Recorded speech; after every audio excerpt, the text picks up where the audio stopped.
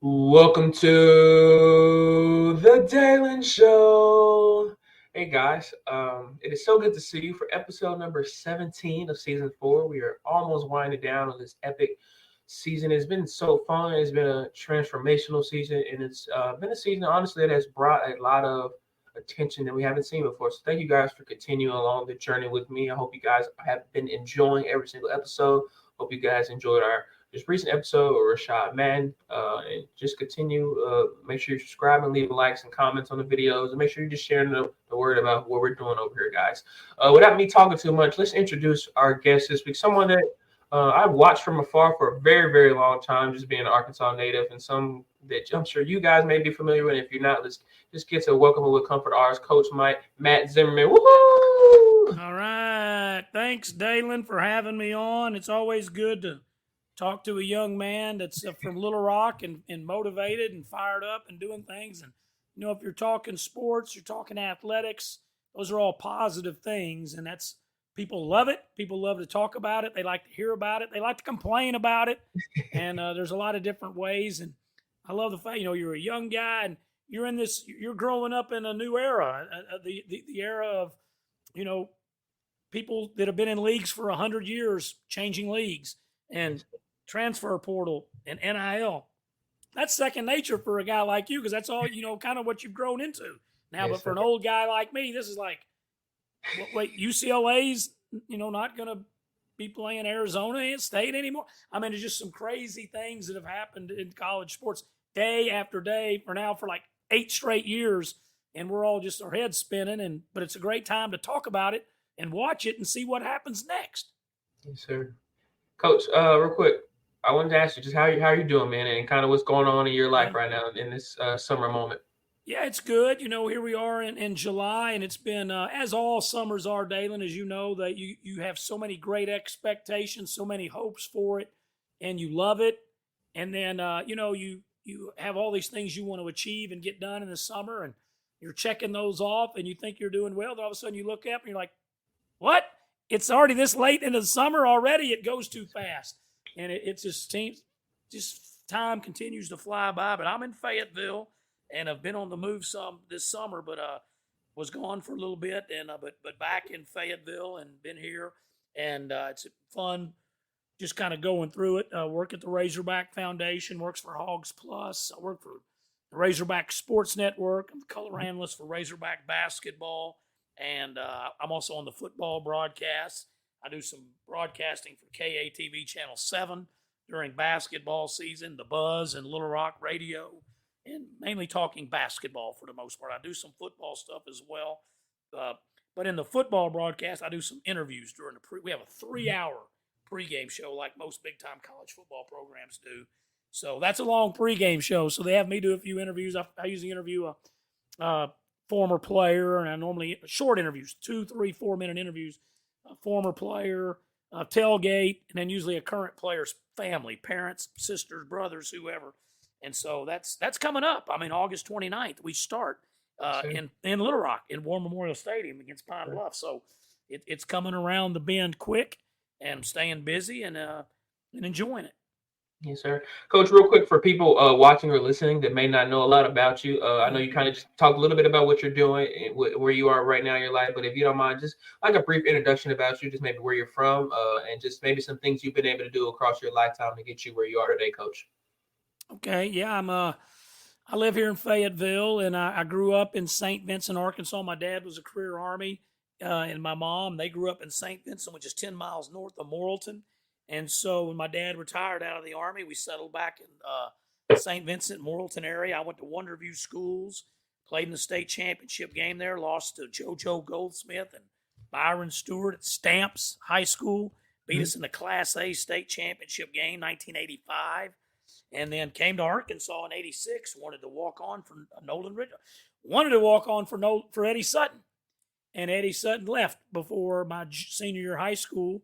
And then, so I said, I'm going to go play for Coach Richardson and tried out. And they let me hang around for 2 or 3 months. Back then, October 15th was the magic date where everything got real serious. In August, September, October, I was hanging around the program, and I thought, I'm going to be a walk-on. I'm going to make it. They're going to let me. And the day before October 15th, a guy named Mike Anderson and a guy named Scott Edgar, they were assistants. They said, hey, we want you to be a manager. Well, I was from a little school. We didn't even have managers. I didn't want to be a manager. I thought that was an insult. So I said, I'll just go to Arkansas Tech, or I'll go to CBC in Conway, or I'll go try to play at Henderson State. I had all these thoughts in my mind. But after a few days, I said, I don't want to leave Fayetteville. I don't want to leave the Razorbacks. So I went and I became a student manager. And I worked for Coach Richardson the rest of my college career, Wayne Stellick, Mike Anderson. And then I went in the Army for 5 years, active duty. And then I coached high school basketball in the Arkansas River Valley. And then Mike Anderson got the job at UAB, and he offered me a job at UAB as an assistant coach. And I went down there, and we had a phenomenal 4 years, highlighted by beating number 1 seed Kentucky and Tubby Smith in the NCAA tournament. We went to the Sweet 16. We had great teams at UAB. Arkansas should have hired Mike Anderson then, but they didn't. And he went and had great success at UAB. Then we got the job. He got the job at Missouri. And our first or second year, I think our very first year, we got to beat Arkansas at home, beat the brakes off of them. And that was a special feeling for me because I was an Arkansas alum. And then we stayed at Missouri for 5 years, had the best team Missouri's ever had, a 31-win team, won the Big 12 championship, got beat in the Final 8 to UConn. And then he got the Arkansas job, and it was kind of full circle. I followed Coach back here, and then I was on the staff here for 8 years. And in the last 5 years, I've transitioned into media, and I do a lot of stuff I mentioned earlier. So I do all kinds of different media things and still work at the school. So still tied to the Razorbacks and still have I'm just not on the bench. I'm not coaching in that regard like I used to, but I have a little less stress now, and I still have strong opinions, and I still watch players intently, and I love the game of basketball with everything I have, and I love Razorback basketball. Really, other than my family, I love Razorback basketball more than anything. Yes, sir. I want to ask you right now. Then your love for Razorback basketball. John Calipari is officially in Fayetteville. And if you asked me that 5 years ago, I would have told you. 5 months ago, Dalen. 5 months ago. Right. Like if you told me that 5 months ago, I would have told you to stop joking with me. This is a dream. For you in that moment, and just the understanding of who he is, and even the battles that the Hogs have had against John Calipari. What's it like for you to see a guy with his resume to be in Fayetteville and now be the head coach of the Hogs? Dalen, it's incredible, really. I mean, he's a national brand. He's one of the top names. I mean, you talk the top coaches in college basketball, you could say him. Right now, a lot of people would say Dan Hurley 1, maybe Bill Self 2, John Calipari 3. You could say John Calipari number 1. He's had a tremendous long stretch. UMass, all the time at the 9 years at Memphis, the 15 at UK. You know, I'm just so proud that he's here. It's a big deal for our school, and we're gonna win a ton of basketball games. Now, as you talk about that question, now I didn't like Coach Cal. Now I love him, but I did not like him. I'm going to tell you that I was like, I would never tell you, I used to stay up at night dreaming that Coach Cal would be our coach. No, I mean, we were at Arkansas. He was at UMass. And, you know, you have that battle where he beats the dog out of the defending national champ Razorbacks. He beat the Razorbacks once in the NCAA tournament. Didn't like Coach Cal. And then he goes to Memphis, and it's Arkansas versus Memphis. I'll never forget Nolan Richardson and J.J. Sullinger, who was a freshman, diving. I think it was the pyramid, diving into the bench. Tony Barbie, one of Coach Cal's assistants, kind of pushing him off. J.J. was kind of a competitive, fiery kid from Ohio. So Tony Barbie and J.J. Sullinger, they're not fighting, but they kind of bow up. And then it ignited the Razorbacks, and Razorbacks blew them out in Memphis. And that was Coach Richardson's last year at Arkansas. And then I go to UAB with Mike Anderson, and we're playing Memphis Conference USA. Cincinnati's got this was a Power 5 league back then. Believe it or not, you're too young to remember that, but it's Bob Huggins at Cincinnati. It's Rick Pitino at Louisville. Final Four teams. You got Coach Cal at Memphis, Mike Anderson at UAB, Tom Crean at Marquette, Bobby Lutz at Charlotte. DePaul was pretty good. Houston was always pretty good. It was a big-time league. Yes, sir. And we had battles, UAB and Memphis, and we recruited against them all the time, and they would usually beat us in recruits. And we had an assistant named Scott Edgar, who at one time had been an assistant at Arkansas. He was now with us at UAB, and his specialty was recruiting Memphis. And he could beat a lot of people on Memphis kids for UAB, but he couldn't beat Memphis for a Memphis kid. And we didn't like Coach Cal. And we played him 2 or 3 times. You know, it wasn't like we were yelling at them or they were yelling at us. We weren't writing dirty letters. We weren't turning people into the end. It wasn't anything like that. But it was just competitive. You know what I mean? We were trying to beat them. They beat us in the conference tournament championship game one year. We're trying to beat their butt. They're beating us. And it was a battle. It was a battle. And then I go to Missouri. We play Memphis again. And it's in the NCAA tournament. Matter of fact, this time we were able to beat them, and it was Coach Cal's last game ever at Memphis. And the Missouri Tigers, that team I'd mentioned earlier, best team in Missouri history, we beat them pretty good down in Phoenix, Arizona at the University of Phoenix Stadium. And Cal left and went to Kentucky. And then we switch to Arkansas, and now we're playing them 1 or 2 or 3 times a year again. Yes, sir. And so we being, myself, Coach Mike Anderson, and we had a lot of battles, me as an assistant coach with the great teams at UMass, Memphis, Kentucky. But now that he's here, he's ours, and we love him. And he's the one that can lead us to win another national championship. It's been done here. And what's crazy about it, Dalen, he has won one himself as a head coach at the powerhouse Kentucky. Nolan Richardson's won one here. And so it's been done at Arkansas. Arkansas's been to 6 Final Fours. Yes, sir. And you can go to Final Fours here. You can win a national championship here. And so a man that has won one before, he can win one again. And he can win it at a place. It's not like he left Kentucky and he went to South Florida or Central Florida or somewhere that's never won a national championship. No offense to them. No offense to SMU or to UTEP or to Utah. He didn't go to those places. Those are good programs, good athletic programs. They hadn't won national titles. But Arkansas is one of the few that has won one. And Nolan Richardson has won one. And so I think that we're getting a very motivated coach, John Calipari. I think we're getting a guy that I don't think he's mad at Kentucky. I don't know, but I think he's motivated to show after everything that went down, right? Yes, sir. He's very motivated to show I can still win, and I can still win at a high level. And matter of fact, I can still help win a national championship. And I think that's Coach Cal's mindset as we move into this 24-25 basketball season. Yes, sir. I'm very excited about it. I think there are a lot of possibilities now with the way that you talked about earlier, recruiting and portal and all the ways that the game has changed to kind of just elevate him to maybe a high honestly we've never seen him be it before. But I'm very excited about him being a favorite. I know it wasn't really expected, like when no one really kind of saw this coming. And so now that it's here, I'm very excited to have him here.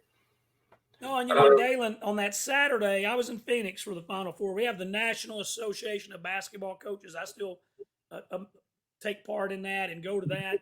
And that's in Phoenix. And that's where he talked to Hunter Yurachek about the job. Yes, sir. And on, I think, Thursday night. And then Friday, he left out of there. Saturday's the semis. I'm in Phoenix. And all it had been is Chris Beard turns it down. Jerome Tang at Kansas State turns it down. Yes, sir. It's just rumors, all the rumors of who's got this, who's getting that. He's been offered, he's not been offered.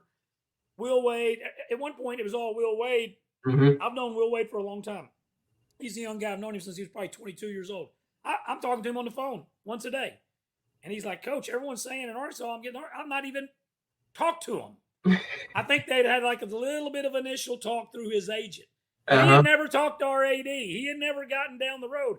And at one point, I had a pretty important person at Arkansas, a donor, hit me up and said, I'm hearing Will Wade's done. And this guy I believe in. I trust in this man. He's in Fayetteville. And a friend of mine.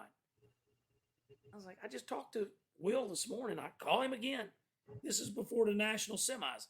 I said, Will, a guy that I trust, a guy that knows Razorbacks, he says it's going to be you. He said, hadn't heard from him. I ain't talked to him. Hadn't talked to Arkansas. And so I was like, well, this ain't good. Unless Will's just flat out lying to me. And sometime in coaching searches, you never know. The best thing to do if you don't want to talk about it is don't answer the phone, right? So Yes, sir. Will's answering the phone. Will's like, hey, yeah, I'm not hearing from Arkansas. So then the national semis, the first game's played. And then in between those two games, a national basketball writer who I've known for 20 years sends me a message and said, one of two things is happening. Arkansas is either circling back again, trying to get Chris Beard, who had turned it down the day before, loudly, or the day before, or it's going to be John Calipari. And as soon as I heard Coach Cal, I said, bingo, that's it. Bingo.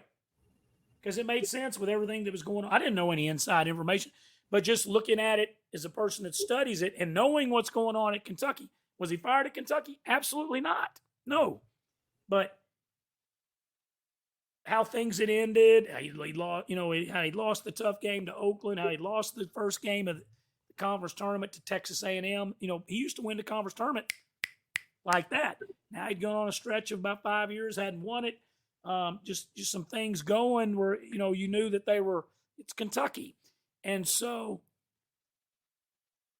it was not a big shock. And then immediately that I thought about Kentucky, how that's going, I thought of John Tyson, who I sat with it many times when I was an assistant coach at Arkansas. And just hoping that you get the support of all your fans and the John Tysons and all that, and he would support us. But you knew that, he had a love for Coach Cal. You'd see Coach Cal come to play us, the home team, the Razorbacks. And you'd see him, shake hands. I've seen him hug before, have conversations right there on the side of the court. Boom, right there, Bud Walton Arena. Gucci Row, boom, right there. So you knew there was this long relationship, Calipari-Tyson. It was, so when I'm in between the two national semis, when I hear Arkansas is either circling back to Chris Beard or it's going to be John Calipari, I was like, boom. I believed it. And I knew that, and that national writer knew 24 hours or so probably before Wes Moore broke it, who's in Little Rock Radio. But then I kept saying, and later on that night, I was thinking it was making more and more sense. And I said, why don't you go with it? He said, I don't remember what it was. I've got 460,000 followers on Twitter. I'm talking about, this is what he said. 307, whatever it was. And he said, man, I got to be sure. I can't put it out there. And he said, this don't happen. You're talking about Big Blue Nation. You're talking about a passionate fan base at Arkansas. He said, this is going to be electric if this happens. He goes, but I don't want to put that out there because I'm not getting anybody to confirm anything. Yes, sir. So he didn't run with it Saturday evening, Saturday night after the national semis, Saturday morning, Saturday afternoon. This buddy of mine, he never ran with it. And he's a real journalist. This is journalism, integrity. He's a real guy. And he's like, I just can't run with it. And then, it got out through Wes Moore. I don't know where he did his, but it was really good. It was really good for Arkansas. It was really good. You get one of the best in the country, if not the best, to come lead your program.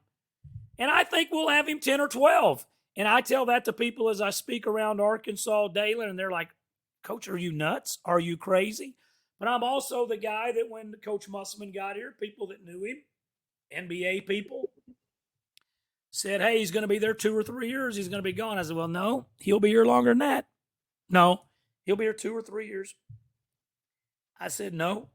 Eric Musselman's never had a job like Arkansas, where you got this fan base, 20,000 people in an arena, passionate fans, pretty good money, good finances, a big-time program. You are the king. Head football, head basketball, head baseball coach at Arkansas, you're the king. He's never been the king like he is going to be here. He's not going to leave after 2 years. And He never got close to leaving until boom. He just when he jumped to USC after 5 years. So now I never thought Coach Musselman was going to be here 15 or 20 years, but I thought he would be here a good stretch, and he ended up being 5. Yes, A lot of people in the basketball business did not think Eric Musselman would be here 5. But Coach Cal, people think he's going to be here 5. But he's only 65, and he's energized, he's motivated, and he is very, very determined, I think, to join that class of coaches. The Adolph Rupps, the Dean Smiths, the Mike Krzyzewskis, the Bobby Knights, those guys that have won more than one natty. You elevate and go to another level. He's only got, I say only, he's won a national championship. It's a big deal. But I know he wants more. And you can win it at Arkansas. We just talked about that. So I think he's here 10, 12. Now, if he wins the national championship in 2025, is he going to be here another 10 years? Maybe not. He may be feeling pretty good. He may leave in a couple years after that and go enjoy life. But I do think he's motivated. He makes a lot of money. I guess the highest paid. I'm not sure. One of. He's 1, 2, or 3 in the country pay. And so you don't just walk away from that kind of money, especially when you love the game of basketball, and I feel like he does. So do I think Coach Cal is going to be here 1 or 2 or 3? No, I think he's going to be here 10 years, maybe 12 years. And that may be way too long. And I'm not trying to put pressure on him by saying that. Shoot, right now, if you said, hey, you'll get him for 6 great years, I'd say I'd take it right now. We'll take 5 awesome years right now. And I don't know his mindset with it, but I think he's very motivated, Dalen, and I think he wants to be here. Yes, sir. Coach, talk about what was it like growing up in St. Vincent, Arkansas. I know it's a small town, but I know it has a lot of deep meaning to who you are as a person. Talk about what it was like growing up there and being a part of a military family for you. Yeah. Well, I appreciate you asking that. St. Vincent is most people in Arkansas don't know where it is. It's not a stoplight town. It's a rural town. We call it community, and it's if you take exit, if you're coming from Fayetteville and you're on I-40, you go past Russellville, Pottsville, Atkins, you get to Morrilton before you get to Conway. You take that first Morrilton exit 107, you go 10 miles over the overpass, and you run into St. Vincent. And there's not a lot of Catholics in Arkansas. Very few. I think we're bottom 5 states in the country of number of Catholics. But we're all Catholic, and we mostly all came from Switzerland. Back in the late 1800s, early 1900s, migrated and ended up on this mountain as you head out of Morrilton. And it's actually a little mountain that you climb. Up on the top of that plateau of that mountain sits St. Vincent. On the end of that mountain is a public school system called Wonderview. And the Wonderview Daredevils, that's where I went to school.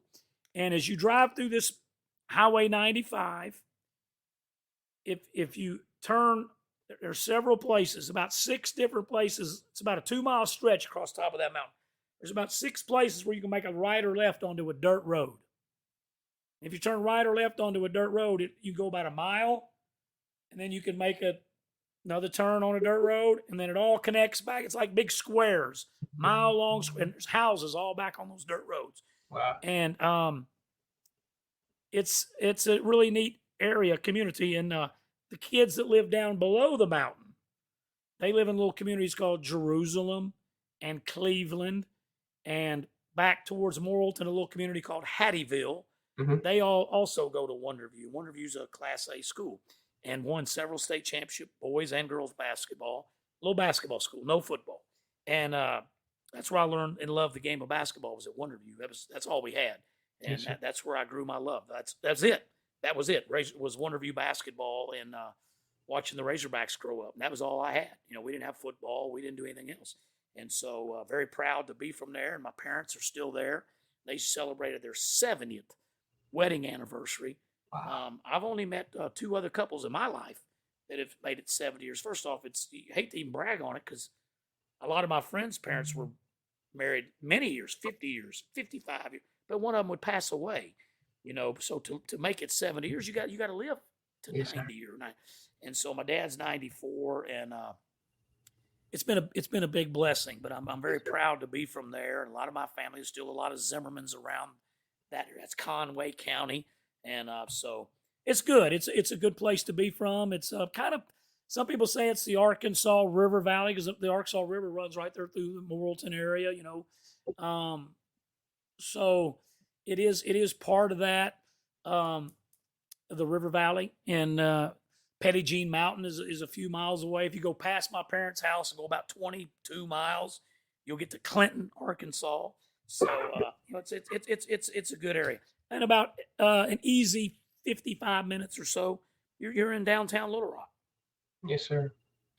Coach, I want to ask you because I know you just kind of talked about it. Have you had any like growing up or even now, just kind of guys that have played the game of basketball that you just kind of sat back and just really enjoyed and loved watching them play the game? Has there throughout your lifetime, has there any been players that you just kind of sat back and just enjoy watching the game more than others? Oh yeah, I've had several, and whether going back to coaching in high school, Adam Brothers at a little school called Plainview, just hard nosed, tough, played the game right. At Dardanelle, Chase Melder, Dusty Bunning, Roderick Chatton were just great players. Knew how to play, knew how to compete, tough. They played football, high school football, and played high school basketball, and they were winners. And love those guys. And at UAB, one of my favorite players, I don't talk to him every week anymore, but I still talk to him about once a month, named Mo Finley, Morris Finley. Yes, and he sir. wore number 10. We inherited Mo Finley from the previous staff, and we had him for 2 years. And we used to preach to him. I worked with the guards, and we just preached. We could really shoot it. He was from Fayette, Alabama, down by Auburn. Auburn didn't even recruit him. And we would preach. He could really shoot. Preach to him, but just give him a little pump fake or a little jab step, one and two dribble pull-ups. One dribble, and he had good pull-up game. We worked on it, and we're playing number 1 overall seed Kentucky in Columbus, Ohio, 2004. You can look it up. Squeaky Johnson's a good little guard we had from New Orleans. Squeaky was little, nobody wanted him. Tough, hard-nosed. Played a few games in the NBA for New Orleans Pelicans. He drove in there. And Kentucky Clanton, he kicks it to Mo, and they sprint out because they know Mo can really shoot, and he catches. Boom. One dribble pull up against the number 1 team in America, Kentucky Wildcats. And when he made that fake and went around him, I'm not the most confident guy. I'm a little bit pretty positive person. I was a little bit negative thinking as a coach, too negative thinking at times. You get pessimistic, you get worried about things. But when he caught that ball and made that pump fake, and I think his name was I don't know if it was Cliff that jumped at him or the other guard I got in his mind. He jumped at him, and Cliff Hawkins, and he pumped, and he made that move to his right. And I said, he's not missing that. He's too good. He's put too many hours in working nonstop. He was a 5th-year guy. He did things right. He was a good student. He was tough, hard-nosed. He wasn't going to miss that. Nothing against Kentucky. This kid wasn't going to miss that. Boom, drilled it. And we got to stop, and we beat the number 1 seed in the country.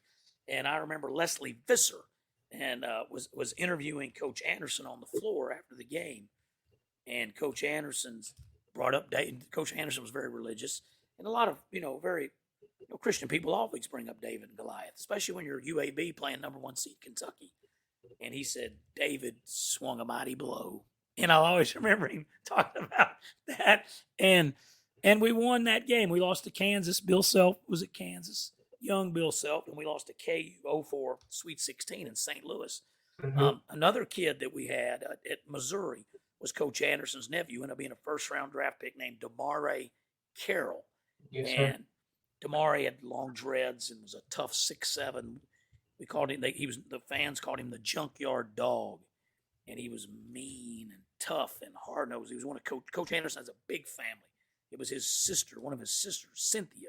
It was her son, and his dad, Ed Carroll, was a good player at Samford University, which is in Birmingham. And so this guy had a lot of genes for this success. And then he grew up with basketball because of his Uncle Mike. Yes, and sir. He was tremendous for us at Missouri. And that team in Missouri that went to the Final 8 and won the Big 12 and had a great season, he was dominant. He was an All-American at Missouri, and he played the game the right way. And then at Arkansas, I'm not going to say my favorites, but to answer your question about that, the guys that played it the right way was some underrated guys like Kiko Hadar, who was a 5'8" walk-on I had a feeling you were going to say that. Yeah, I just wanted to bet 5'8", should never have been there. Had no athletic ability, but he never made a mistake with the ball. He was an incredible ball handler. He was a really good, tough, hard-nosed defensive player. He's a medical doctor now. Mm-hmm. Yes, sir. He was a cerebral player. He was calm, didn't miss free throws, and if the ball was on the floor, he was gonna do everything to get it. Yes, and sir. He was one of those guys that you loved him because he was like Bobby Portis was this way. Bobby Portis, yes sir, no sir, very respectful. Then when you walked out on that court, the Bobby Portises, Kiko Haydars, they turned into an animal. They weren't dirty. They were just an animal. They were going to play like a dog with rabies. They were going to fight you and claw you and outfight you and dive on the floor. They were going to try to take your knees out. Mm-hmm. They were going to dive. And they were going to fight. And they were going to compete. Bobby's one of my all-time favorite players. It's an easy one. He just did things the right way. Every day, he would stay after practice. A lot of guys may stay for 10 minutes, get them a little more extra sweat in, extra shots. He'd stay 45 minutes to an hour every single day. Both years he was at Arkansas, devoted, never missed practice, never got hurt. He was one of my favorites for sure. Jalen Barford, hard-nosed, tough. Sure. Jackson, Tennessee, TJ Cleveland found him, recruited him hard. Coach Anderson and I went and saw him a couple times. TJ closed that deal, did a great job getting him. This was a sought-after JUCO All-American, hard-nosed, tough, and a great player. Played the game the right way. Yes, sir. And we just had so many guys like that. Moses Kingsley, played it the right way, did what you asked him to do. Adriel Bailey, you asked him to do something a certain way, Adriel would sacrifice to do what you asked him to do. And so, even Kai Madden, who you had on your show, Dalen, we had tried to recruit him in Missouri, didn't get him. He was at East Poinsett County, and he goes to Arkansas. Can't blame him. Arkansas kid. Well, Coach Pelfrey, unfortunately, got let go. Mm-hmm. So we're coming here, and there's these rumors. Hunter Mickelson's going to get out of it. Devontae Abrams going to get out of it. B.J. Young's going to get out. They're all going to get out of it. We had to recruit them. We had to talk them into coming. And those guys all came.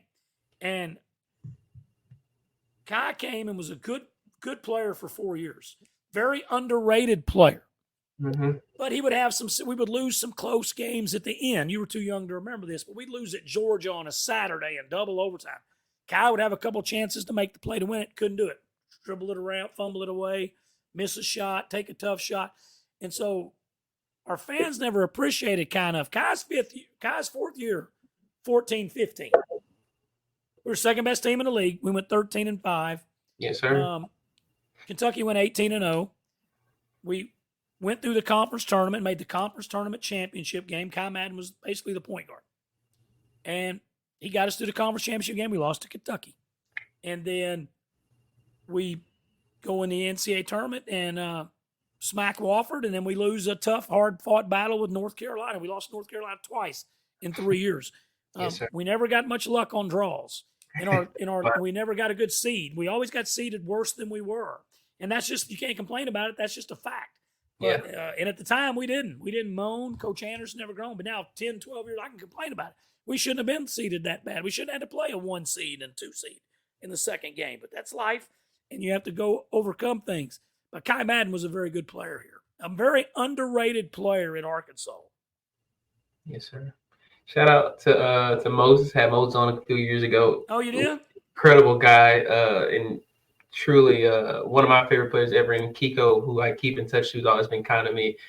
I just had a feeling you're going to say that. Kiko, like you said, he just he gave like 200% at all times, and I think that's what I kind of attracted watching Kiko. Like Kiko, like you said, he was an undersized guy, didn't have a lot of muscle or anything on him, but he just kind of gave a lot more effort than a lot of people. And that's what made Kiko stand out. So I love that you kind of said Kiko Hodder, because people that don't know him, he was just a real grinder on the court. So I love that from you, Coach. What kind of persuaded you to? I know you talked about earlier you really wanted to play under Eddie Sutton, the late great Eddie Sutton, but he had left and Nolan Richardson come in. What persuaded you to kind of stay in your marks with going to Fayetteville and end up staying at Fayetteville? And as well, talk about your process as being a manager under Nolan Richardson, a national championship head coach. What was it like being under him at your time in Fayetteville? Well, for me, it was like a dream come true. I didn't want to be a manager. I wanted to be a player. But once I got over that and stayed and was able to be on the staff, especially my sophomore, junior, senior year, I just really grew to learn a lot from those coaches. Scott Egger, Andy Stoglen, Wayne Stellick, Mike Anderson, guys that knew a lot about basketball. And, of course, I was in awe of a lot of that because I was from rural Arkansas, and the Razorbacks, for me, were a television set. Growing up watching Razorback basketball and football and studying the games and being devastated when we would lose in the NCAA tournament to Kansas State or to Louisville or, to Kentucky in 1978. Those were heartbreaking losses for me as a kid. And so to actually be like walking into Barnhill, because I used to come to basketball camp. Mm-hmm. So back then it was a big deal. Camp started on Sunday. These weren't the camps now where you go for 2 or 3 hours a day. It was Sunday, and I wish they'd bring these back. Come in on Sunday, stay on Friday. Yes, sir. And then they moved it to Thursday, then they moved it to Wednesday, and then all the college coaches were like, these dorms, there's too much can happen. There's too much liability. We're having to pay too much for insurance. And the overnight camps went away. I loved overnight basketball camps. These kids are missing out on great memories that you could have. Bring them in there on Sunday, keep them to Friday. That's a basketball camp. That's a tough, hard-nosed basketball camp. You go home exhausted. And going into Barnhill Arena and the smell, you know what, Dalen? The smell's there today. Going in there and walking in there and noticing everything. I walk in there now. First time I went there was 1981. I go in there 43 years later. It's the same doorknobs. It's the same door. This big door. It's the same. The way I look up in the ceiling, they've got better lights and stuff, but the old light fixtures are still there and still the same cement walls. And it's history, and that's Razorback history, and it's Razorback basketball history. And so, when I was there working for Nolan Richardson, it was a big deal to me. Like I said, I didn't want to be a manager, but when I got over that and got over the pride level of that, I couldn't believe some of the things that I was getting to do. Getting on the bus with the team, because your freshman year, you don't get to travel much. Go to the conference tournament, NCAA tournament. That's it. But just getting on the team bus and getting to go to Little Rock, because we played 2 or 3 games in Little Rock back then, not one. And we play in Pine Bluff every year. And I was like, whoa. I remember getting on the little small planes to fly to Paragould and to fly to West Memphis for red-white games. And you're like, this is incredible. I'm on a little small 6-person plane, and we're going to Little Rock to play a red-white game. And I just couldn't believe I was getting to do it. And especially back in those days, there was only like 3 managers. It wasn't like now, Coach Musselman had 15 managers. Yes, sir. 8 grad assistants. Back then there was 3. So I don't even know how it happened for me. I was very fortunate. It never would have happened if I hadn't tried to walk on and not impress the coaches enough to where they were like, hey, come be a student manager for us. I wore that with pride. And it really taught me a lot about working too, because it, back in those days, whether somebody wanted to call it a water boy or whatever, there was always, oh, he's a manager. He's just a manager. Well, I was a player. So in my mind, I was a basketball player that happened to be a student manager. But once I got through the pride, I had so much respect for student managers and what they do, and I still do. And it's not an easy job, but boy, it's worth it, man. It is great. Yes, sir. I love that you just said, and I'm not aware of how camps are anymore, but I had the opportunity when Coach Anderson was there to attend a few of his summer camps. And like you said, they were day-long camps, and you kind of spend the days in the dorms. So I love that you said that, because those are some of my great memories from my childhood. And so I'm sure they're great reminiscences of yours. So you came to some of those camps. You came to overnight camp. I was there. I have vivid pictures and memories from those camps, man. Yeah. So I love to hear you say that. So you got those memories, and you got to come and grind through that and do that. And now that don't happen. That's not a coach against Coach Cal. Musk didn't do it. And I talk to coaches around the country, and no one's doing these anymore. Yes, they're too afraid of and it's long days, and no one's grinding at camp like that. Yes, sir. Our women's basketball, they had really good camps, and they've got to where they don't do any camps anymore. Camp has just really changed, and part of that, Dalen, is back in the day, you had a little periods where you couldn't go on the road recruiting Mm-hmm. and you had to stay home. And the portal, people weren't leaving all the time. And so, but now these guys are constantly having to keep their own guys, and they can recruit about year round. They don't have as much time to fool with basketball camp. Yes, sir. Coach, as a manager during your time in Fayetteville, and I want to kind of bring in your military experience of your own as well. How did that kind of prep you to be as you got the chance to be a head coach at the high school level for a few years? How did that kind of prep you to kind of be a head coach for the first time?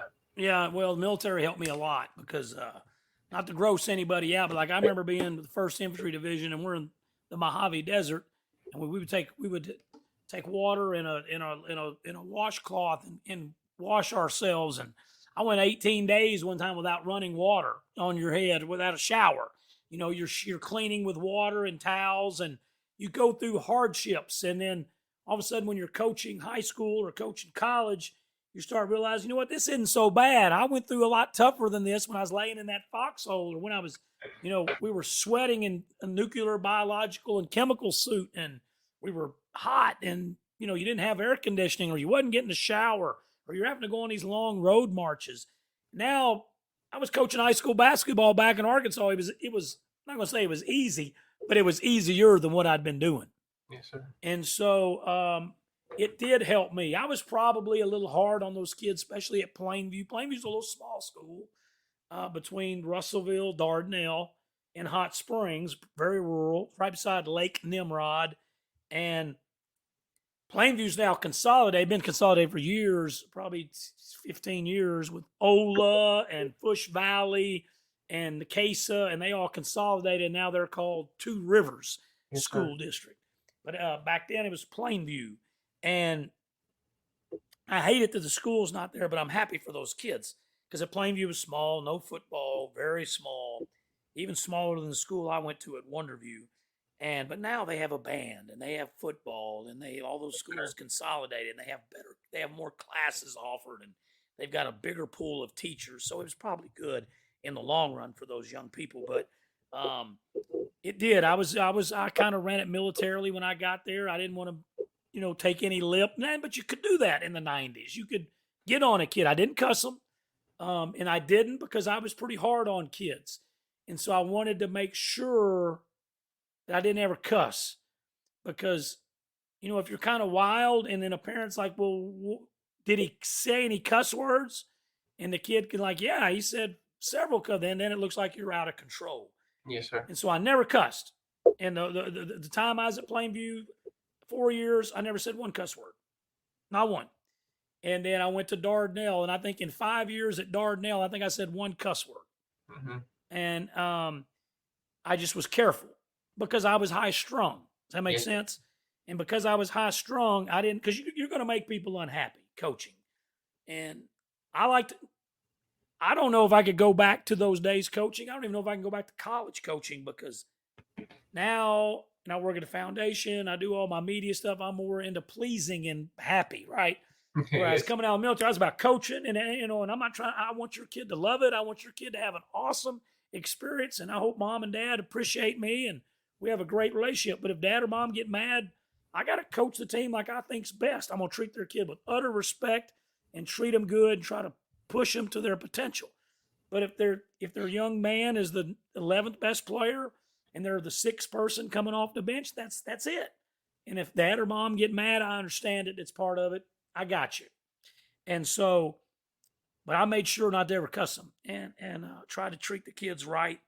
But it was always bothering me. I don't know if I could go back to that, because now I think I would be too soft. I would be trying to please everyone. And when you can't do that and run things right. And you got to be able to not have an iron fist, but make tough decisions and stick with it. When I was young, Dalen, I didn't care about decision. If I had to make a decision, boom, let's make the decision. All right, boom, do I want to go to? Am I going to stay at Arkansas? They're not going to put me on a team, or am I going to try to go to CBC, or am I going to try to go to Tech and play? Nope. I thought about it for a day or two. Nope, I'm going to stay here. Am I going to stay in the ROTC program? Yeah, I need the money. I'm going to stay in ROTC. I had to make decisions, and I just made them. Now I'm older. I'm like, well, let me think that through. Let me figure this out. And when you're young, man, you just, let's roll. Let's go live. Yes, Let's sir. go figure out what happens. And then if it don't work out, it don't work out. But even coaching jobs. When I was young, there was a job. I'd say, okay, I was offered a job one time at County Line. I was coaching at Plainview. Had a lot of respect for County Line, little basketball school. And I said, I like County Line. County Line's a little bit like Wonderview. They generally have better teams than Plainview. I think I'm going to go to. So I interviewed. They offered me the job. It was a Thursday. She said, let me know by Monday. Back then, with no cell phones, you called.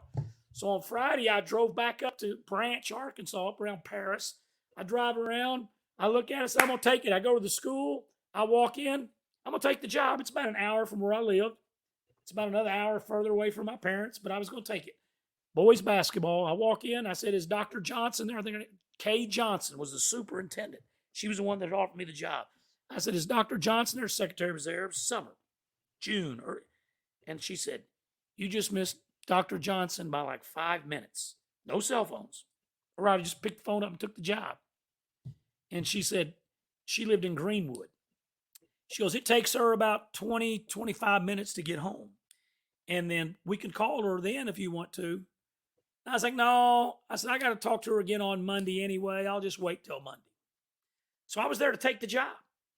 I could have even told the secretary, because I'd met the secretary 2 days the day before or whatever it was, and I went there and interviewed. She knew who I was. I could have said, tell her I'm taking the job. Will you call her when she gets home? Or I'll call her when she gets home in 20 or 20. I didn't do that. But I was there to tell her I was taking it. She wasn't there. I said, I'll just talk to her later. And she told me to let her know by Monday. She goes, okay, we won't see.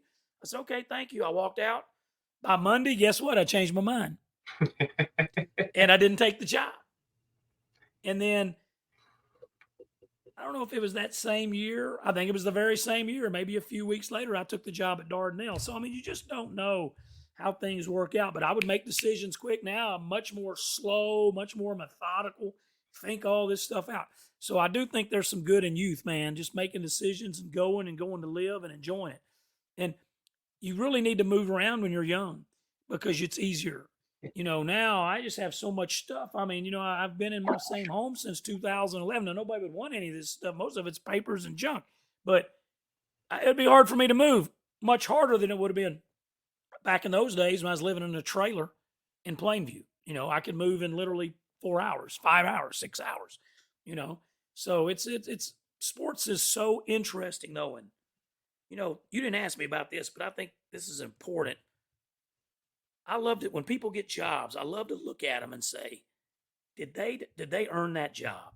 Not that my opinion matters in that, but because that sometimes can tell me whether or not that person's going to be successful in it. So if it's somebody you've never heard of and they get named the head coach of the Tennessee Vols, you're like, what did they do now? How'd they get that job? And it can be in all walks of life, whether it's an assistant athletic director, associate athletic director, the director of marketing, the athletic director, whatever. You look at somebody and you're like, I mean, did John Calipari deserve the job at Arkansas? Well, yeah, obviously he did. Yeah, he's a great coach. He's won a national title. But there's also times you look and like, how did that guy how did he get that job? Did he earn that job? And most of the time people do earn them. But sometimes you'll see somebody that got slid in there for this reason or that reason. Sometimes they're successful. Sometimes they're not. So I think it's important that as you go through, when Dalen gets a good job, that everyone, his friends, his family, people that know Dalen, people at the new job, say he's coming in. What's Dalen does? Well, Dalen's done this. Oh, okay. He has deserved this job. He's been doing a podcast for 4 years. He's been doing this. He's been doing that. He's worked doing this. So I think that's it's got nothing to do with what we're talking about, but I do think I like to look at whether people did they earn that job that they just got. Yes, sir. I love that, Coach. I want to ask you. I showed you, and I'll show people again. I'll show it again. That was my squad growing up, and that was some of the people. I asked you. I've always been a hugest admirer of Mike Anderson. Yeah. The way he went about things, the coaching as a person. Sorry. What was it like working under Coach Anderson? UAB, Missouri, and Arkansas. What was it like being under his command? Well, Dalen, he was a really, really good man. That was the number one thing I learned as a student manager. He was a very young coach. He was a great player at Tulsa. Mm-hmm. And even back as a player, he could do drills and do things against Lee Mayberry. And he wasn't Lee Mayberry or Todd Day, but he was older than them, but he could still compete against those guys. And I was so impressed with him as a player and how he knew how to play and the character that he had. As a manager there, my whole time in college, Coach Anderson he's a young guy. He never spoke down to me, never yelled at me, and I get mad. I mean, if I yelled at a student manager, yeah, I have. Have I ever gotten on a student manager? But yeah. And, Coach was always first class in the things he did. And one time when I brought my high school team at Dardanelle to team camp, team camps back then, and don't have those anymore. And you go to team camp and staying in the dorm. It's a 3-day camp, 2 nights. And Coach Anderson came up to me one time. I just loved coaching high school. I was consumed coaching high school. I loved it. And he said, if I ever get a head coaching job, I'm going to take you with me. I was like, really? And he's like, yeah, I just like how you run your program. I like what you do. And I was like, wow. Well, I never really thought anything about it again. All of a sudden he gets the UAB job. And I'm out working out. Season's over. It's April. But I would bring my freshmen in before school. We'd get in a little hour workout 2 or 3 days a week before they went to first period class, even in April. And then first period, I had to go out and coach like junior high track. So it's before school and school phone. You got a house phone, you got a school phone. That's what you gave everybody. You had a little business card. Had your house phone number on it, had your school phone number on it. Had the gymnasium phone, and it might even have the school office where they could leave you a message. And my assistant, Nathan Morris, who had to coach track as well, he comes out. He's not out in the workouts with the freshmen. He's my high school assistant. I'm working these guys out, and he comes out and said, Coach Z. I said, yeah. He said, Mike Anderson's on the phone. It's like 7:30 in the morning. So I say, finish this drill up. So I run in there and take the call. And this is the school phone in the gym, my office. We called it the pit. We called it the cave. So I'm back in the cave. And I had to take the call, and it's Coach. And he said, I just got named the head coach in Birmingham yesterday. He was from Birmingham. And he said, they're going to have a press conference later today. And I want you to come with him. And no lie, I was so consumed with high school coaching that I was like, Coach, Birmingham, Alabama's in Tuscaloosa, Auburn's in Auburn. What in the hell is in Birmingham? He said, UAB. And I knew UAB. We'd played them actually when I was in college. Beat them. And I was like, oh, UAB. And he said, yeah, I'm going to be there. I said, I don't know. He said, Coach, this is a college job. This gets you back in college basketball. And he said, he goes, I'm not making you a support job. There wasn't a director of ops even back then. They just called it administrative assistant. And that was about all you had. You had 3 assistants, administrative assistant. That was it. And he said, you're not going to be a me. He goes, you're going to be an assistant. You're going to get to go on the road recruiting. And he said, you're going to get to coach on the floor. And I said, wow. And it was Thursday. I said, Coach, it's in April. I said, Coach, my contract ends June 30th. Would I start in July? He said, no, I need you yesterday. You got to come now. And it was a Thursday. And I said, okay, I'll come. And the money was no different. I mean, he offered me $35,000, and I think I was making $33,000 at Dardanelle. But at Dardanelle, I ran my own camps. And so I'd make another $8,000 to $10,000 a year running camps and working camps. So I was making over 40, and that don't sound like much, but that's what I was making. And he offered me $35,000 and a cell phone and a dealer car. And he said, you'll make a little money at camp. He said, it's in the city. I don't know how much camp we'll be able to do. Well, we end up having great camps. But I went there for $35,000, and I said, on a phone conversation, I said, I'll come. And I said, but I got to talk to my AD, and I got to talk to my principal and my soup. So I go to my AD, and he was great. And he said, we don't want to lose you, but that's an incredible opportunity. And they all knew who Coach Anderson was. He'd been with Razorbacks 17 years. And so he had a good reputation. And then I went to the principal, and she was an academic lady, but very good to me, Marcy Lawrence. And she goes, Coach, we hate to lose you, but we understand. I said, Miss Lawrence, my contract's till July 30th. And she sat down, and she brought in the assistant principal. I'd never used a sick day in 5 years. And she goes, Coach, you can use sick days out, and we'll still pay you till June 30th. We'll just get a sub. How about that? That's probably how much they was wanting to get rid of me. And and then I drive over to the superintendent's office, John Thompson, who just retired from Dardanelle about 2 years ago. And I went to the soup's office and told him. And he said, he was the more put. He goes, you sure you don't want to stay? That's a big deal. And I said, yeah, I want to do it. I said, you know what? No offense to Dardanelle. Dardanelle's been great to me. And I had a good team coming back. I thought a really good team coming back. I said, I think that, if I go there and don't succeed, I can always come back and get a Dardanelle. Maybe not Dardanelle. There may be somebody here, but a job like this, I think I can come back. And he said, well, you love your, and I had a little house. I had a house that I thought Dalen was $1 million home.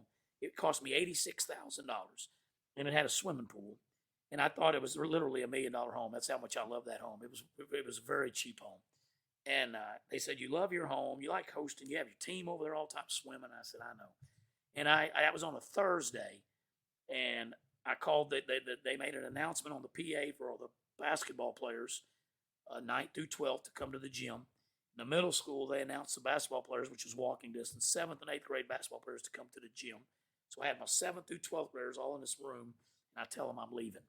And I get all emotional and teared up, and that's on Thursday. And on Sunday afternoon, I leave and drive to Birmingham, Alabama with a car full of stuff. And that's the kind of faith in the things you have to do, and I couldn't do that now. You couldn't pay me $300,000 to do that. I mean, I can't up and move like that. But back then I did, and you're younger and you're just living and you're chasing a dream. Yes, sir.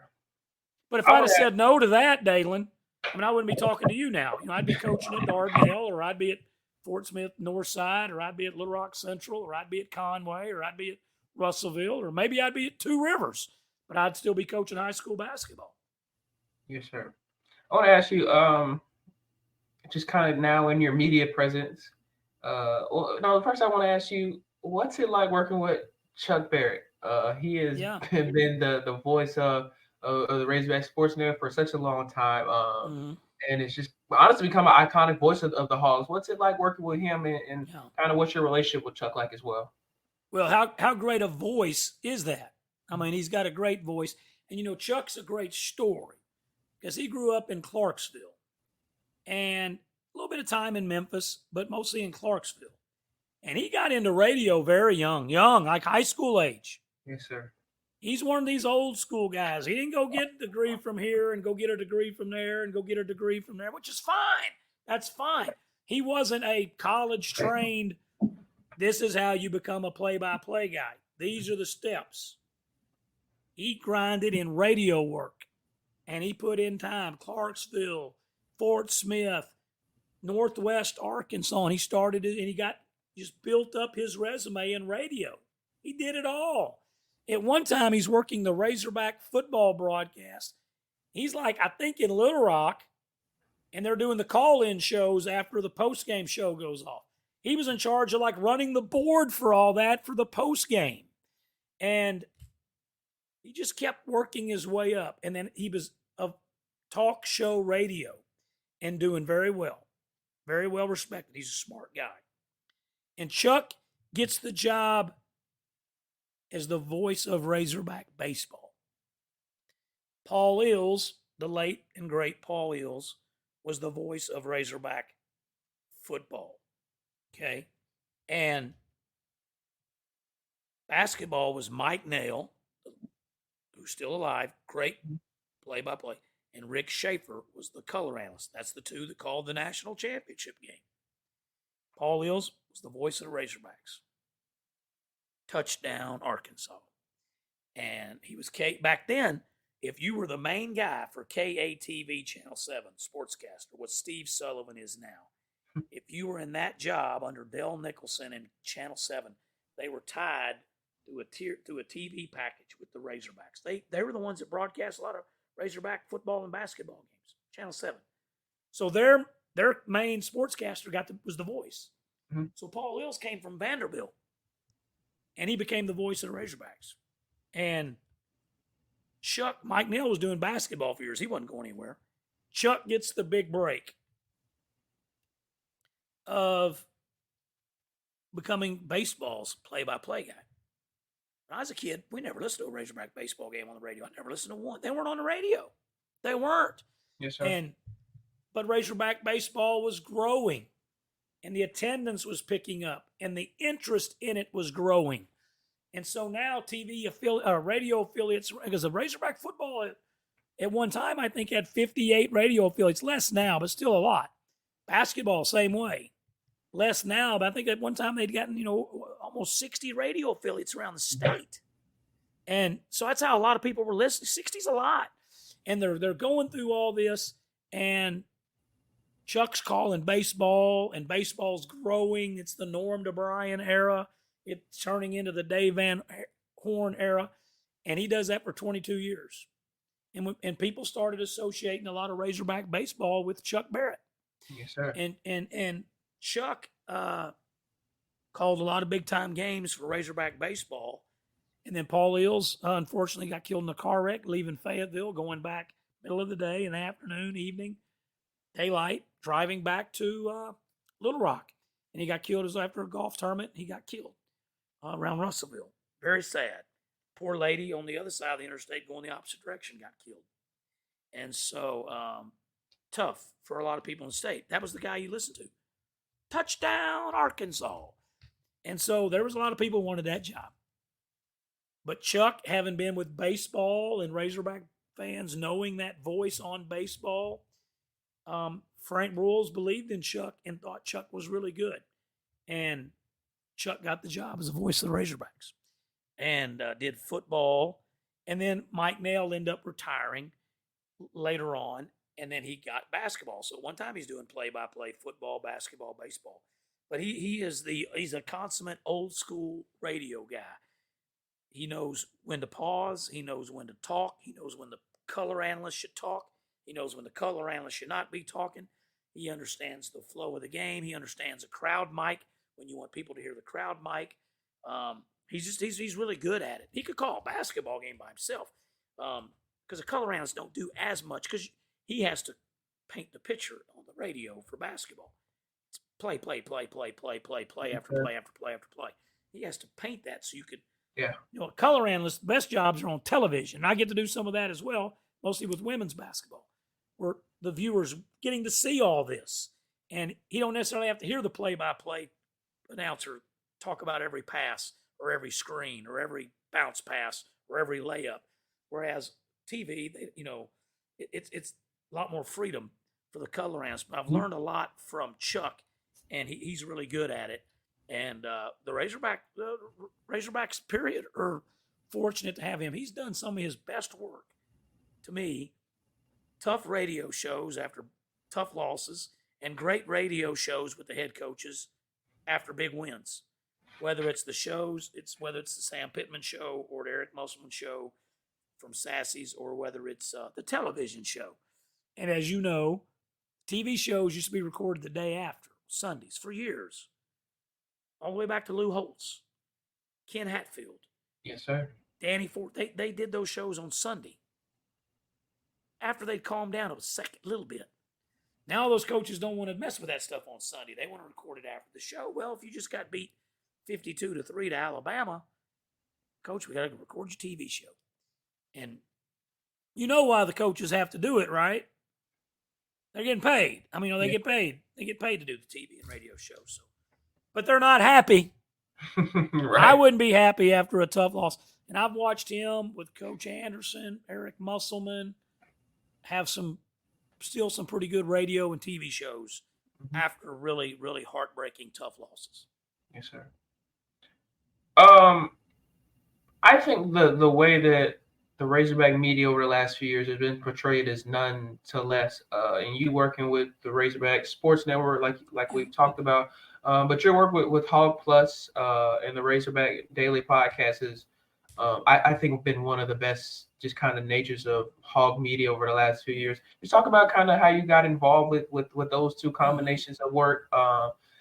And so far, what have just kind of been like the goals that you guys may have for what you do in terms of that? Well, the Razorback Daily, I had never listened to listen to more now to support podcasts, people that I get on with or people that I know. So I've listened to a lot of podcasts. In February of 2021, I'd never listened to one podcast. And that's the day we started the Razorback Daily. Chuck Barrett actually did the Razorback Daily that fall of 2020. He did 2 or 3 months of it. And then they were looking for, and he didn't get let go or anything. He had a lot going. Yes, And sir. Chuck was like, I'm busy. And so he let it go. And he was doing it by himself. Mm-hmm. And so it's great if you had somebody on there to talk to as an interview, but it was by yourself. It's just Dalen Flowers on there by himself talking. And so he grew a little bit tired of it. It was a lot of time for him. And he said, I'm going to give this up. And they asked Quinn, they were trying out Jordan Black. Lissa Orange was doing it. They had me and Quinn do it a couple times. So I guess we were competing. They didn't really tell us that, hey, you're competing to get this. If we were just like, they're asking us to do the podcast. I think we had an advantage because there was two of us, and me and Quinn could go back and forth. And so, not saying we beat those people out. They probably didn't even want it. But they had several hosts there for a few weeks, probably that January of 2021, if I remember right. And then Quinn and I, they asked us to do it every day, Monday through Friday. And 2022 and in 2023, both, we had over 1 million. I don't like to say people because it's not 100. It's not 1 million people, but it's it's Monday through Friday. A lot of our listeners are the same listeners. Yeah. We have some. I have a buddy of mine. He listens 2 times a week. Yes, sir. My cousin says I make sure I listen for you once a week. Not Yes, everybody sir. listens 5 times a week, but when you added up all the listens, it was up 2 years in a row over 1 million. So we were proud of that, and it's just devoted Razorback fans. Talking about the media, I do have opinion about the media, and I think we have a lot of really good people here. It's kind of hard to be media. This in Kentucky where they really have hardcore journalistic media. I coached at Missouri. We had 3,000 journalism students. We had 2 student newspapers. We had a student television station. We had another student monthly magazine. They had all these things, and they were coming at you because they're trying to get a job at ESPN. They were like real media, but they were 18, 19, 20-year-old, man. They were fighters. And we don't have that type of journalism school, thankfully. And so it's a little bit nicer here. Does that make sense? Missouri was a much tougher media, like real media. Like I saw people ask Coach Anderson questions. I'd look back there because I used to maybe stand in the back or be on the side, and somebody would say that young lady sounded like she was 12. And you look back there, and it's an 18, 19-year-old freshman. Boom, she's firing at Coach. Why? Saturday you got beat at Kansas. You couldn't get any rebounds. What's going on with the rebounding? He's having to answer an 18-year-old student. That's part of it. And he was always very respectful to the media. Never got on him, ever. But come to Arkansas, and within the first year or two, I was like, because I didn't know it as I didn't realize it much when I was younger, when I was with the Razorbacks before, or when I was a high school coach. I never looked at it like Arkansas's got a soft media. And I'm not going to say we have a soft media. I've been beat up in the media before. I saw my boss get beat up. But it's also a pretty nice media at Arkansas. And they're going to be really nice to you. And they're kind of going to be, because of social media now, in my opinion, Dalen, they're going to kind of be, not every one of them, but for the by and large, they're going to go along the flow of the fans. Mm-hmm. And so luckily I don't have to do that. I work for the Razorbacks. I work at the Razorback Foundation. I work at the school. If you're wanting to bash the Razorbacks, now, if we play poor defense and we didn't play good defense this past year, we had a losing record in basketball, I would say, we just didn't play good enough defense to win this. You have to say that when you're the color analyst. You can't say, hey, guys, we played great defense tonight at home against Tennessee, but they beat us by 28 points, but we were really good. I mean, you can't say that. Nobody would listen to you. So you got to say, you know what? We didn't have anybody like Dalton Connect. He just dominated us. We didn't guard him very well. We didn't play very good defense in general. And we're not getting to the free throw line. And when we finally got a little rhythm and got a little run going, we had 3 turnovers in a row. You can't win like that. I mean, you have to shoot them straight. But I'm also tied to the school. So I'm not going to say, you know what, this is a bad team. I'm not going to do that any year. But I do think our media, Dalen, they're going to be pretty good to our coaches and players. They're going to be very good to them, in my opinion. I like that. Now, if things start getting rocky, then I think the media will start getting rocky too, to the coach or the players. Does that make sense? Yes, sir. But if it's smooth sailing, like in the NFL, they might be smooth sailing in Dallas. They win 4 in a row, and everybody's singing their praises. There's still some media down there going, what about this? What about that? What about this? There's people that are firing. There's critics. You see it with the New England Patriots. That media up there's tough. The Jets, the media is brutal. Don't even worry about Philadelphia. My goodness. But at Arkansas, if you're winning, media's going to be good. It's going to be hee-hee and ha-ha. Going to be a lot of fun and games. And if you start losing, then the media, I think that's fair, and it would be interesting if we had like a media member come from like Syracuse to Arkansas who doesn't care about the Razorbacks. It's just their job, and they're firing 100% opinion all the time. Would they be beloved and people think this young man or young woman, whether it's TV or radio, or are they saying this young person is awesome? Or would they be like, get this person out of here. This is my Razorbacks. We just beat Pine Bluff. Yes, and sir. and that media person saying something negative about it. So it's really interesting, I think, to watch our media and what they say. Yes, sir. I know we don't have too much time left, but there's two questions that I want to ask you. And first is, if you could have dinner with 5 people, dead or alive, who would they be and why? Man. Obviously you would love to have dinner with Jesus Christ. Just talk about everything he went through. I love that answer. And the experiences that he had. Besides Jesus, I think that I always love talking to Nolan Richardson, one of the people I look up to the most, who went through a lot of tough times growing up in El Paso, going through a lot of battles. Anytime I can sit down, I get to visit with him, and I still see him about once a month. But I still love to sit down and talk to Coach Yes, Richardson. Sir. Yes, sir. I'd love to sit down and talk to Eddie Sutton, because Arkansas was down. Lanny Van Eman had some pretty talented teams and was not a bad coach here. Yes, sir. But it wasn't what Eddie Sutton brought it to. Yes, Coach, sir. how did you do that? How'd you come from Creighton? At one time, he was a high school coach in Tulsa. Just pick his brain and listen to him. So that's 3. And then I'm not a big politics guy, but I was, as a young person, you always kind of looked to John F. Kennedy, who was a very important American, and I had a lot of respect for John F. Kennedy. I don't know if he'd be, but maybe, because he died so young, and and then another one I think would be, that's such a great question. Probably somebody off the wall, like maybe the commissioner of the now defunct Pac-12.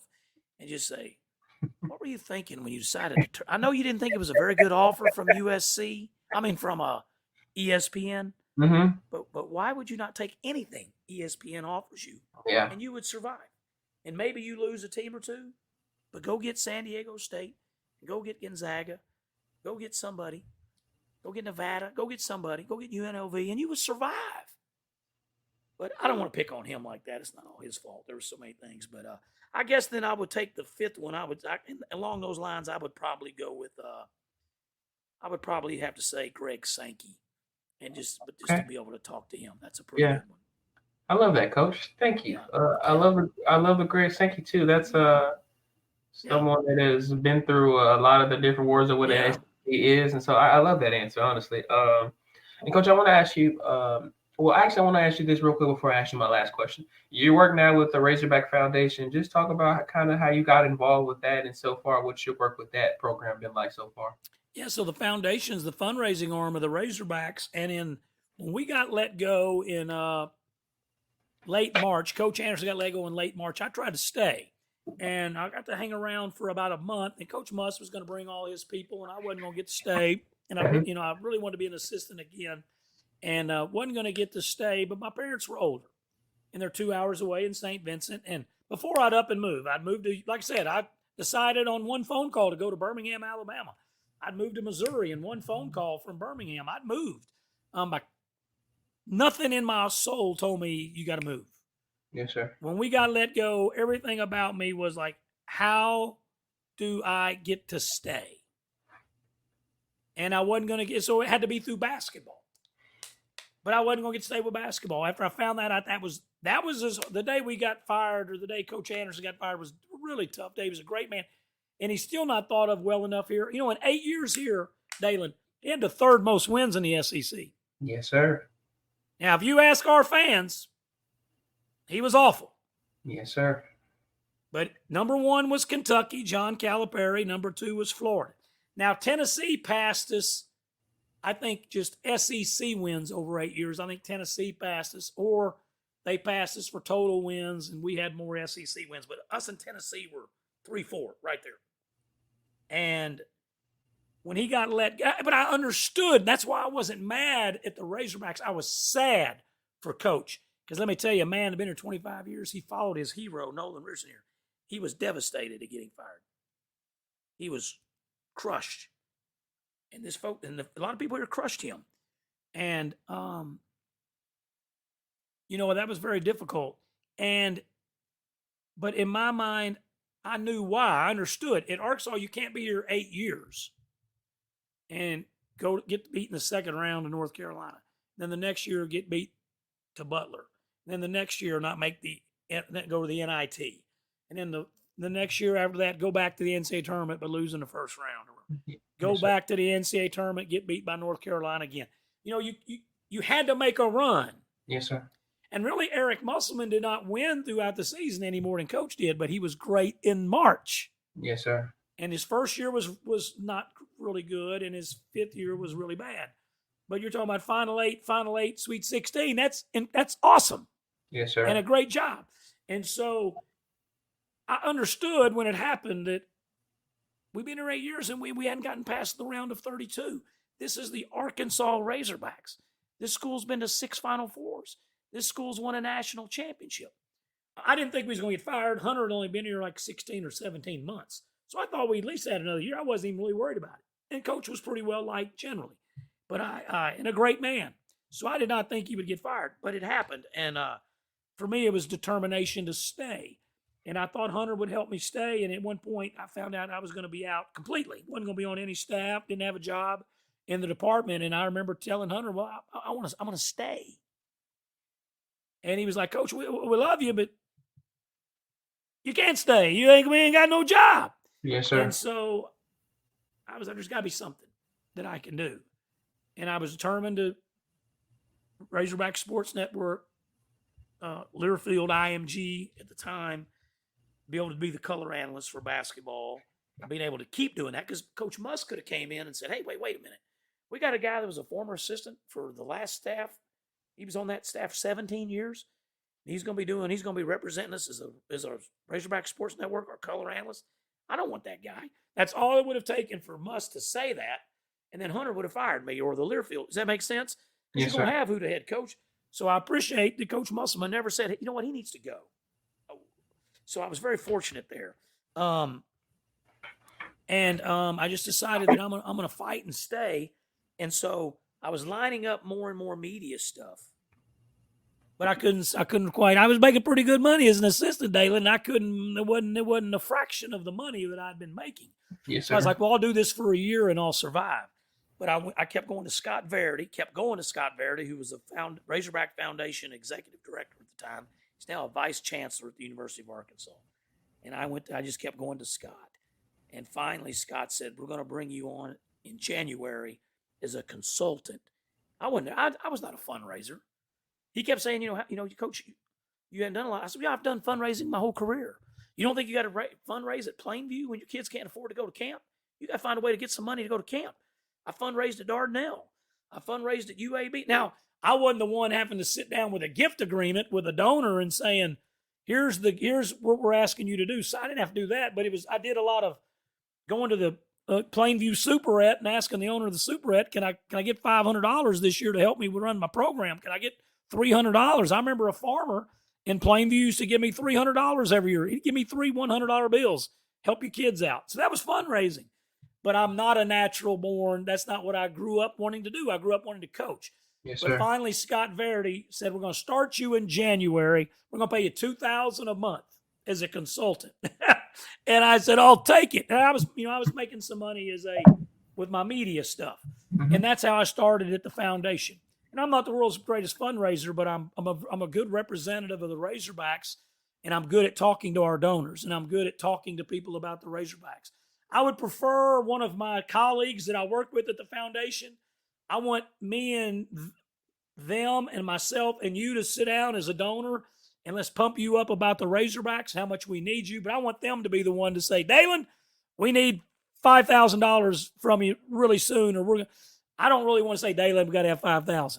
But I will do it, and I've had to do it, and I do it. But so that's what allowed me to take my media stuff and then my foundation, and they've been good to me and have helped me obviously in making more money now and being a full-time staff get person there, and so I can take all that and combine it and make a living. I love that. I'm so happy that you were able to stay in Fayetteville and kind of just continue being a part of the school that you grew up and went to college and fell in love with at a young age and still love. So I love to hear that, Coach. That really makes me happy. And I want to ask you my final question. It's like it's two questions in one. But the first is if you could give any advice to people watching or listening about anything in life that you just kind of learned throughout your lifetime, what advice would you give to people watching or listening? Maybe to just kind of help them get through their day or a tough time. What advice would you give to them? And secondly, I'm big on legacy, and I love just kind of doing things in the manner that I always want to be talked about and remembered for. So when people hear the name Matt Zimerman, what's kind of just the legacy you always want to be remembered for? When people talk about you and you hear your name, what do you want people to always remember who you were as a person? Okay. Well, on the things that advice, I try not to wear young people out because I like to talk. So sometimes you just want to hit them, and I have to make sure. Like I have 9, all my nephews and nieces and great nephews and nieces. I'm always trying to preach to them, and then I know I gotta shut up. I gotta stop. But I think that it's kids today, young people today, young workers today. Hey, half the battle's showing up. When you don't want to go to something, go show up. When you really don't want to go to this wedding, and it's not your brother, but it's somebody that you've known for 28 years, go to the wedding. If it's a funeral, you're like, man, I don't know if I want to take a day off and drive 2.5 hours to go. You can't go to every funeral. You can't. But if it's somebody that's important to you or touched your life or been, and if it's 4 states away and you can't get there, sometimes you can't send flowers, send a note, call them. But if you can get there, drive and get there and do those type of little things. Half the battle's showing up, and it can help you in life and it makes you feel better. And I think that you can't take yourself too crazy serious either, because it's okay to be serious, but you got to enjoy life as well, and you can't just go through it. Now, there was times in my life I was grinding too much, and I would miss out on stuff because I was in the gym or I was on the road recruiting. And you got to recruit, you got to be in the gym, but sometimes you also have to do some other things too. Yes, sir. And another spin of advice I like is that I was not good at. I was a worrier, and I would get a little, not talking negative to players or projecting negative, but inside churning negative and thinking, we're going to go back in the day, to the Tad Pad, and we're not going to win there. We're going to. It's a Saturday. It's going to be sold out. I don't think we can win there. Yeah. And just worrying and making yourself think some negative things. If I could go back now, I'm not saying I'd walk around and say, well, we're going Thad Pad and we're going to kick their ass. You can mark that down. I wouldn't do that. That wasn't my nature. I could not do that. But you got to have a little more confidence. And there was times I was very confident, but there was times that I was not confident enough. And you have to have that.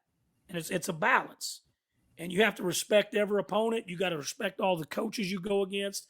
Respect Ole Miss's team, their program, their arena. But you got to think, you know what? We can go into the pavilion at Ole Miss and win. We can go in there. No offense to their donors whose name's on it now that I can't think of. But you got to think, hey, we can go in there and win. Yeah, absolutely. We can go in there and win. And I wish I could go back and have a little bit of that. I wish I could go back. And I don't mind being up at night, midnight, watching a film or writing down notes about the next day's game. But I also wish at some point you're like, hey, I've watched tons of film. I've studied this. I've been over this scouting report a bunch of times. Hay's in the bar now. We got to go play. And let me go to sleep. Let me sleep good. There's no reason to worry. It don't do no good. Especially when you realize that a lot of your players aren't worrying near as much as you're worrying. So if I could go back, I wish I could take some of that worry off my heart that I put on myself for many, many, many years. Yes, sir. And then the other question, legacy. I don't really have a legacy. I just want to be thought of, for me, I am more than just the Razorback because I had my time in the Army. And I had my high school kids that I loved coaching. And I had my time. I loved at UAB and at Missouri. But I'm here now. And so this is hopefully my last spot. But I don't know that. Never say never. And, I just want to be remembered as someone who loved Razorbacks and loved Razorbacks. There's millions of people who love Razorbacks, but loved Razorback basketball, and it meant something to me, and that it was very important in my life. And so those are the things. Really no set legacy. It's neat being a part of something that's way bigger. And you know what else, Dalen, that I've learned at a place like Arkansas, Ole Miss, the same way. You know, when you're coaching here, you think, well, I'm really important, and they're going to be hurting when I'm gone from here. You know, no, place like Arkansas, it's so big. Coach Must did a great job here. Boom, we replaced him. You know, boom, you got Coach Cal. And you know what? Someone's going to replace Coach Cal. Yes, sir. And Frank Broyles is not here anymore. And Eddie Sutton, rest in peace, is not here anymore. Nolan Richardson is not here anymore. You know, in 1994, when they're cutting down the nets, you probably couldn't have thought of, hey, you know, Coach Richardson is going to get fired there. Arkansas is going to move on from him. You'd be like, man, we don't want to do that. I mean, this is a national championship. We're cutting the nets down. I mean, there's been Stan Heath. There's been a little bit of Dana Altman for a day. Stan Heath, Dana Altman, John Pelfrey, Mike Anderson, Eric Musselman. We're now on our 6th coach that's had a press conference, because Coach Altman did have a press conference. We've had 6 press conferences naming a head coach since Nolan Richardson was here. Yes, sir. So everybody's replaced at this school. I don't care if you're the chief financial officer, if you're the athletic director, if you're the head coach who's winning, if you're the head soccer coach that's winning. This is a big-time place, and you know, we hope everyone has great success and that they all go into the Hall of Honor and all that, but you're going to be replaced. It's going to happen, period. Yes, sir. Here's another one, Dalen. Here's another one for you. As a lifelong college assistant, 17 years as a college assistant, 25 years coaching. Head coaches, every once in a while, especially high school coaches, retire much more. College head coaches very seldom get to retire, but I have been to some head coaches' retirement ceremonies in college. I've yet to this day ever been to one assistant coach's retirement party. They do not retire. They either get fired or let go or pushed out the door or something happens. I hadn't been to an assistant coach's retirement in college yet. Yes, sir. Coach, I want to say thank you. It was great to be able to reach out to you and hear back from you. But it was even better to just kind of chat with you and learn a little bit more about you. I honestly didn't know a lot and just kind of laugh with you and enjoy just learning from you, but enjoy just kind of talking about our love for the Razorbacks. So I just want to say thank you, and we continue to wish the best on whatever is in store for the rest of your career, man. I appreciate that so much, Dalen, and good luck to you in school, and you'll do great things, and stay in touch so I know what happens to you.